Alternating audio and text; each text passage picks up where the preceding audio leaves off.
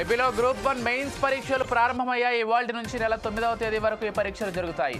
మొత్తం 89 పోస్టులకు అభ్యర్థులు పోటీ పడుతున్నారు. ఉదయం 8:30 గంటల నుంచి 9:30 గంటల వరకు పరీక్షా కేంద్రంలోకి అనుమతి ఉంటుంది. అలాగే 15 నిమిషాలు అదనపు అవకాశంతో 9 గంటల 45 నిమిషాల వరకు పరీక్షా కేంద్రంలోకి అనుమతిస్తారు. హాల్ టికెట్, ఒక గుర్తింపు కార్డు, బ్లూ లేదా బ్లాక్ పాయింట్ పెన్ మాత్రమే లోపలికి అనుమతిస్తున్నారు. ఎటువంటి ఎలక్ట్రానిక్ పరికరాలు పరీక్షా కేంద్రంలోకి అనుమతించడం లేదు.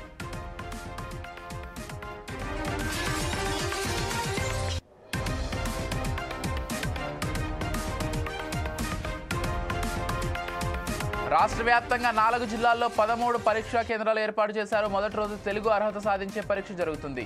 మొత్తం అభ్యర్థులు 4,496 మంది ఉండగా విశాఖపట్నంలో 1,190 మంది, విజయవాడలో 1,801, తిరుపతిలో 911, అనంతపురంలో 594 మంది చొప్పున అభ్యర్థులు పరీక్షలకు హాజరు కానున్నారు.